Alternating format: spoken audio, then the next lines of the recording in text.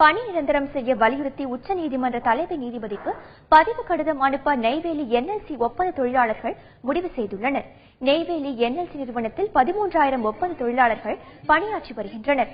பணி நிரந்தரம், ஊதிய உயர்வு உள்ளிட்ட கோரிக்கைகளுக்காக பல ஆண்டுகளாக அவர்கள் போராடி வருகின்றனர். இந்நிலையில் நெய்வேலியில் ஜீவா ஒப்பந்த தொழிலாளர்கள் கூட்டம் நேற்று இரவு நடைபெற்றது. மத்திய அரசு அறிவித்துள்ள பஞ்சப்படியை ஒப்பந்த தொழிலாளர்களுக்கும் வழங்க வலியுறுத்தி வரும் 17ஆம் தேதி புதுச்சேரியில் உள்ள உதவி தொழிலாளர் நல ஆணையர் அலுவலகம் முன்பு ஆர்ப்பாட்டம் நடத்த கூட்டத்தில் முடிவு செய்யப்பட்டுள்ளது. பணி நிரந்தரம் செய்ய வலியுறுத்தி உச்சநீதிமன்றம் தலைமை நீதிபதிக்கு பதிவு கடிதம் அனுப்பவும் கூட்டத்தில் தீர்மானிக்கப்பட்டுள்ளது. தொழிலாளர் நீதிமன்றமும் உயர்நீதிமன்றமும் உச்சநீதிமன்றம் ஆணை பிறப்பித்தும் கூட என்எல்சி நிர்வாகம் தொழிலாளர்களை பணி நிரந்தரம் செய்யவில்லை.